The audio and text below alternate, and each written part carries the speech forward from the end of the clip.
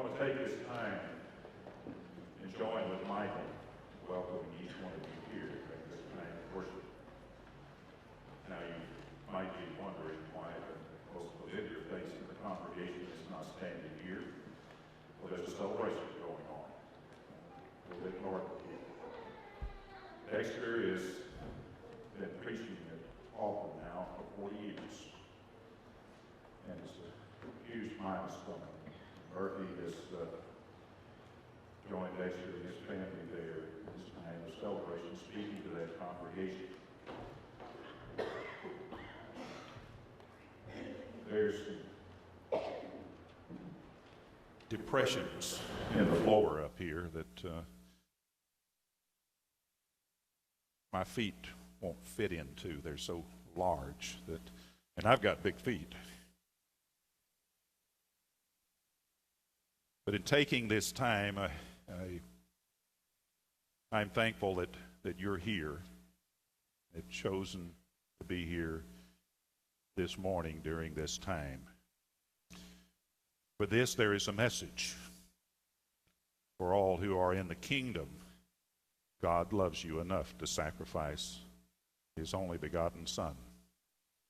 He loves you enough to exhort, to encourage, to admonish, enough to take whatever measures are needed to bring each of us into a personal, loving, and working relationship with Himself. A relationship that honors Him, acclaims Jesus as Lord of all, and most importantly, as Lord of my life. Grace and mercy are in the future and in great abundance.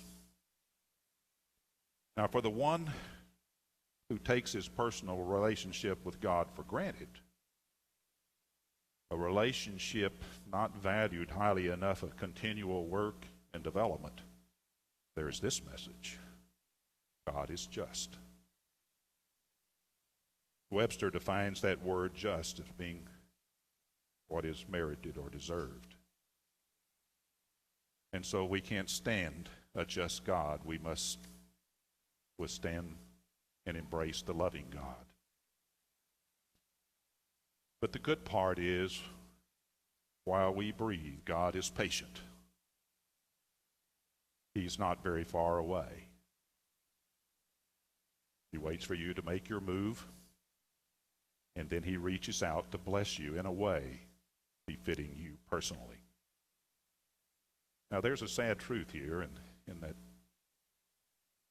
some do not work steadily to build upon or refine or hone or otherwise perfect that relationship with God. And it's most interesting how our relationship with God mirrors our relationship with one another. For the one who is at odds with his brother is at odds with God. The one who speaks disparagingly or envies or expects another to accommodate his personal wishes and whims, or declines to serve, or declines to give of himself or his means. These are some of the characteristics we are to shed as Christians. That person finds himself out of step with God. He renders himself unable to receive the full complement of blessings that God has in store for him. Don't mistake this. The relationship that we have with God is a very personal one. You can't stand good for me. I can't stand good for you. No one can shift his responsibilities to anyone else. And God has already done His part to establish that relationship. The consummation and sustainment of that is wholly dependent upon me and each and every one who becomes a child of God in hope. God does not move. God does not change. And if there's an interruption in the relationship, only need to look into the mirror to find the one who interrupted it. The story of how God rescued His people out of slavery, leading them into the promised land, destroying their enemy in the process, and leading them through the wilderness to a land that He had promised to the progeny of Abraham, is not lacking in symbolism. It parallels what he has done and is doing every day, rescuing and leading his people out of bondage through the wilderness into the promised land. The story of God working in the lives of his people. That's what this is. And it's interesting and noteworthy that what God gave to the children of Israel required something from them as well. A gift with strings attached, if you will. Now, they didn't have the power to conquer the land. The cities were fortified. The land was inhabited by giants, and they were an inexperienced army. Yet to have a homeland, they had to fight for it, believing that God would deliver on his promise. And there were so many unwilling to fight, so few believing. The naysayers and the negativity carried the day, and in the end, the promised land was denied the unbelievers, those unwilling to fight, those unwilling to trust, and those unwilling to obey. Now, the book of Numbers contains several stories that relate to the nature of man, the obstinacy and fickleness that so often occurs. And these stories are not merely historical in nature, but they rather speak to the nature of man. To each person, they also tell us something very important about God. And it's something that we don't often think about or meditate upon probably often enough. These stories deal with people who were dissatisfied with God and his elect, and to convey to the reader what that kind of attitude and outlook does to God. But today I want us to look at Numbers 11, not just as an interesting story about something that happened a long time ago, but as a story with application, a story that God purposefully preserves so that we can learn something about him, and we can also learn something about ourselves. Let's take a moment. Consider where you are in your relationship with God, and be as objective as you can. Are you mostly on the sidelines, satisfied at all? Finding fault with others at times, perhaps? Looking to receive, what can I get from it? Or are you engaged, taking on the fight, rallying the troops, looking to give, persevering, believing? And as we read this story, ask yourself this: does God have something to say to me? I invite you to read the entire chapter a little later on, but for now we'll pick out a portion of these verses and look at them. Now, as a backdrop for this story, to set it up, the Israelites were in their second year, second month, and 20th day of their journey out of Egypt. This would be about 15 months. And they had just departed Sinai, journeying 3 days into the desert, and they were stopping at Paran, and that's where the story occurs. Numbers 11, verse 1. Now the people became like those who complain of adversity in the hearing of the Lord. And when the Lord heard it, his anger was kindled, and the fire of the Lord burned among them and consumed some of the outskirts of the camp. The people therefore cried out to Moses, and Moses prayed to the Lord, and the fire died out. So the name of that place was called Taberah, or burning, because the fire of the Lord burned among them. And the rabble who were among them had greedy desires, and also the sons of Israel wept again and said, Who will give us meat to eat? We remember the fish which we used to eat free in Egypt, the cucumbers and the melons and the leeks and the onions and the garlic. But now our appetite is gone. There is nothing to look at except this manna. In that first verse is an interesting phrase. They became like those who complain of adversity in the hearing of the Lord. Became like unbelievers, not fearing God. They complained openly to anyone who would listen. What a poor job God was doing in caring for them. How unfairly they were being treated. How about the misery they were experiencing. How little God cared. And how well off they were in Egypt and all of this before the Lord came on the scene. I really kind of wonder what they thought would happen as they journeyed out of the area of Sinai and out into the desert. Great. You bring this one up if you would. Great. We're just going to be guests of honors, and it's going to be a huge feast. And it's only going to be an hour or two up the road. And when they arrived there 3 days later, what they found waiting for them was more love, more mercy, all in the form of more manna. And they were disappointed, unappreciative. I can just almost hear them say, well, I thought, or that's not what I want. No wonder the Lord became angry. Now, this word never become like those who complain of adversity in the hearing of the Lord. It is also interesting to note that when real adversity came, it's consuming fire, they ran crying to Moses, please, ask him to stop. Anything, we'll do anything, just ask him to stop. Can't you just visualize it? And those outskirts of the camp that are referred to, I believe those referred to those who were distant from God, not physically, but spiritually, on the perimeter, mostly just disconnected. And in verse 4, we see another interesting word, that word rabble.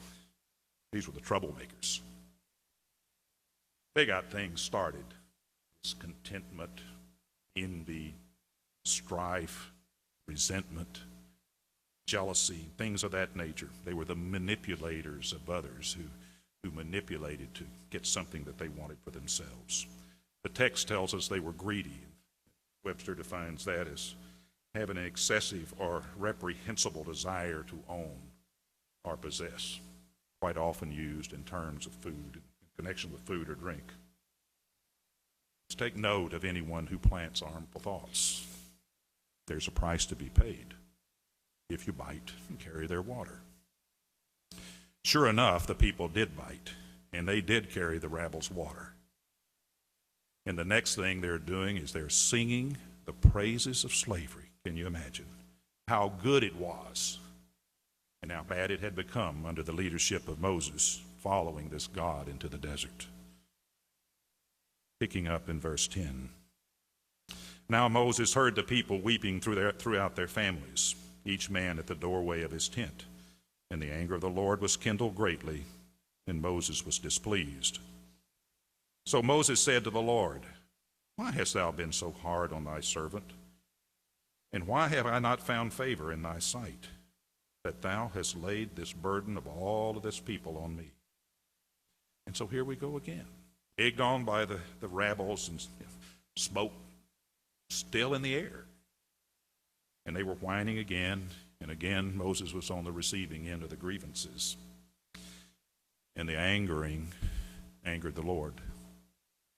And the complaining angered the Lord. And it always does, And do you know why? Because God takes it personally. Remember the words of Jesus over in Matthew 25? Those words that have to do with what you do to the least of these, you do to me. That's why it's such a disastrous thing. And this is not an isolated story, by the way. We see the anger of the Lord that it surfaced many times in times of discontentment. Continuing verse 16. The Lord therefore said to Moses, gather for me 70 men from the elders of Israel, whom you know to be the elders of the people, and their officers, and bring them to the tent of meeting, and let them take their stand there with you. Then I will come down and speak with you there, and I will take of the Spirit who is upon you, and put him upon them, and they shall bear the burden of the people with you, so that you shall not bear it alone. And say to the people, consecrate yourselves for tomorrow, and you shall eat meat, for you have wept in the ears of the Lord. Now there's an interesting phrase. Saying, oh, that someone would give us meat to eat, for we were well off in Egypt. Therefore the Lord will give you meat, and you shall eat. You shall not eat not 1 day, or 2 days, nor 5 days, nor 10 days, nor 20 days, but for a whole month, until it comes out of your nostrils and becomes loathsome to you, because you have rejected the Lord who is among you, and have wept before him, saying, why did we ever leave Egypt? But Moses said, the people among whom I am are 600,000 on foot. Yet thou hast said, I will give them meat in order that they may eat for a whole month. Should flocks and herds be slaughtered for them, to be sufficient for them? Or should all the fish of the sea be gathered together for them, to be sufficient for them? And the Lord said to Moses, Is the Lord's power limited? Now you shall see whether my word will come true for you or not. Now God lifts a portion of the burden off of Moses and distributes among 70 of the elders. And he does it by imparting upon them a portion of the Spirit that he had given to Moses. They were to take their stand with Moses. But the symbology of taking a stand is clear. One side, God's servants facing an opponent. Rejected, the Lord's anger is kindled yet again. In verse 18, we see another phrase of interest. Oh, that someone would give us meat. The word someone, give us. Calls for reflection. Expected someone else to give so that they could receive and not incur cost. The Lord had this to say about that in Acts 20 and 35, for it is more blessed to give than to receive. Blessings flow from God to givers in far greater proportion than they flow to receivers. God is delightful, very happy with folks who give in a happy and contented way. Here Moses underestimates what God's power, thinking he has taken too much, that he cannot possibly deliver upon this promise. And in a rhetorical type of question containing but 5 words, God puts the matter straight, and all other matters for that matter. Is the Lord's power limited? Continuing, verse 31. Now there went forth a wind from the Lord, and it brought quail from the sea, and let them fall beside the camp, about a day's journey on this side, and a day's journey on the other side, and all around the camp about 2 cubits deep on the surface of the ground. And the people spent all day, all night, and all the next day, and gathered the quail. And he who gathered the least gathered 10 homers. That would be about 110 bushels. And they spread them out for themselves all around the camp. And while the meat was still between their teeth, before it was chewed, the anger of the Lord was kindled against the people, and the Lord struck the people in a very severe plague. And so the name of that place was called Kibroth-Hattaavah, the graves of greediness, because there they buried the people who had been greedy. Now there were those who had become unhappy with with what they were being fed, and the few affected the many. And they were forgot, or they didn't care one way or the other about the fact that God was providing them food that sustained the needs of the body. No one was going hungry. Food was plentiful, and it required so little of them. And those who were dissatisfied amplified their murmurings by feeding off the murmurings of others, looking back to the good old days, the days of slavery and taskmaster, rose-coloring their experiences to make their time separated from God seem like paradise in their own minds. They found fault with God's servant, causing him tremendous pain and angst. And in the end, God blessed his servant who came to him in prayer and in petition. And he gave him relief. And he punished the complainers by destroying them. With of all things, the very object of their demands and desires. We see God blessing. We see God cursing. And the distinction being made between the obedient, those in contentment, and the disobedient, the complaining. God's love, God's care, God's protection is extended to those of the farmer class, the obedient. And God's wrath, God's vengeance is visited upon the latter. God is love. God is just. And which of these I will experience and you will experience depends not on God, but on self. It's also interesting to note that the chosen people of God were going somewhere. They were on their way. They were being led by God himself. He provided the guidance, the sustenance, and the protection. Yet some continued to look back, not seeing the path forward, not seeing God in control, not happy to be called out of darkness into his marvelous light. The promised value to them was limited. In fact, not all that great. And they wouldn't learn from their experiences either. It seems that the lessons just went straight over their head, time and time again. They wanted what they wanted, and they thumbed their nose to God in the process. They were determined to pursue their own whims and wishes, no matter what the cost, and did so repeatedly, as the stories of the wanderings revealed, ultimately to their own destructions.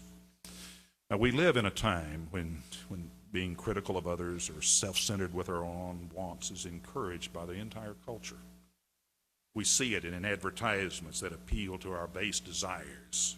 Nothing down, no interest, no payments, not for another year.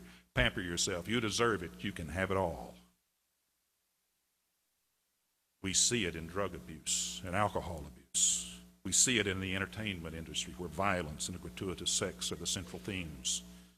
We see it in the political arena, where bad behavior is rewarded and good behavior punished, where people, including people of faith, are openly maligned and slandered. We see it in the promotion of abortion and homosexuality and promiscuity, couched in terms of engaging in safe sex, euthanasia. And we see it when God is forbidden in just so many places. And the examples are far, far too many to enumerate. And so what are we to do? Are we to align ourselves with the disobedient and behave contrary to God's commandments? Are we to mimic the unfaithful? Or are we to follow a different path and take a stand? When we find fault with another, decline to serve, or decline to give of ourselves and our means, on which side of all of this have we positioned ourselves? And I've heard the many excuses, or at least many of them anyway, of why some just don't participate consistently or don't give as they've been prospered. The simple truth is that God demands something of us, every one of us. And that something that he demands is entirely consistent with his word and entirely consistent with the God-given capabilities that you have. The promised land was for the children of Israel, a gift from God. It was developed, it was maintained, it was ready to be occupied and used, but something was required of them. They had to fight for it. Now, it wasn't earned in any sense of the word, or any way to understand that term. It wasn't earned. But it did involve belief, self-denial, and self-sacrifice, obedience to God, feet that moved. And so it is with the promised land of the eternal kind. We're going somewhere, being led by God himself. We have the directions. We are being sustained and protected. And I encourage you to find both joy and peace in that, and to be resolute on the path ahead. Don't fall into the traps of passiveness or discontent, comparing ourselves and our self-perceived worthiness to another and his obvious unworthiness, diminishing another in order to exalt self in our own minds. God's standards are absolute. They're not comparative. He is in control, and he is just. Be thankful that in love, God has called you out of the darkness into his marvelous light, wherein if we walk, we have fellowship with him and with one another, and the blood of Christ continues to cleanse us. In this life, we are to prepare for an eternity with God. It's a task that few, if any, ever complete. In fact, I only know of one whom nothing further said was said to him, expecting him about what to do, and that was Daniel. But as for you, go your way to the end. Then you will enter rest and rise again for your allotted portion at the end of the age. And I believe that Daniel's way meant that Daniel was to continue to do what he had always done all the way to the end of his life. And what Daniel had done and continued to do was pleasing and delightful to God. Now, I don't pretend to understand every last detail about our purpose, our earthly existence. But I do know that my life has purpose to God. He wants me to continue forward and on an upward slope. And that has something to do with staying on the playing field, working with a team, executing at my position, getting better, not benching myself, not retiring, but running each play called until time expires. The most important thing to grasp, and also one of the most difficult to master, is the imperative to give. God, in his infinite wisdom, has made some choices about how to make his love for man and his presence known to man. To lay the foundation, he interacted personally, used angels, prophets, signs, miracles, his son, apostles, in words recorded for generations that lead man to God. In these latter days, the means chosen is to call every adopted son to become an agent, carry, and to wear the gospel, to live differently, live by example, live for him, live for others. We are to have an identifying mark, that of love for one another. John 13:35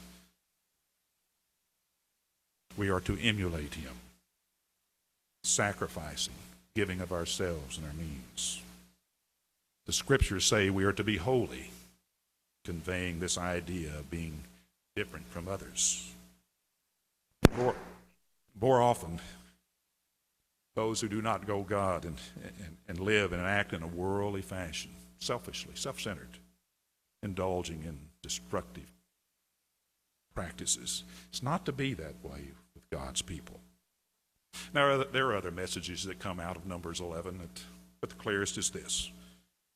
God will be just with the one who acts selfishly, complains, or burdens his agent for selfish purposes. Paul in Galatians 6 and 7 encapsulated it in this way. Do not be deceived. God is not mocked. For whatever a man sows, this he will also reap. Now, for more years than I can recall clearly, I was taught that Social Security was the third rail in politics. Touch it and die. And I learned that the third rail in the church is to preach on giving. Preachers have a way of becoming unemployed when venturing into this realm too often and too long. And so to our detriment, I believe that this subject has received little enthusiastic attention, at least throughout my life. Sticking one's head in the sand, blaming others for a weak financial condition. The church doesn't need an argument, disagreeing with how elders allocate contributions, rationalizing. All of these things serve to hamper one's spiritual development. When a person doesn't give generously and happily, he becomes more self-centered, unable, in fact, I believe, incapable of growth, and as a result, fails to become more beautiful in the eyes of God. It's that simple. Who I am depends on where my heart is. And by the way, if you want to know where your heart is, look in your checkbook. It's recorded there, authenticated in your own hand. Giving habits, or the absence of them, reflect the condition of the heart. And this is how I can know what God already knows about me. In summary, Paul in his letter to the Galatians said it this way, and let us not lose heart in doing good, for in due time we shall reap if we do not grow weary. So then, while we have opportunity, let us do good to all men, especially to the household of faith. The reaping that Paul refers to is the eternal life that God has to offer. Fulfillment hinges on doing good, taking advantage of opportunity, and remaining steadfast. It's also very personal. The invitation is extended. If you have the need to clothe yourself in Christ, to be buried with him in the waters of baptism, to be cleansed from your sins by his own blood, or if you have the need to be strengthened or encouraged, to renew or to recommit, or if you have the need to affiliate with the brethren here, any need, whatever it is, whatever time, this is a good time to make it known. We're available to help. Come forward as we stand and sing.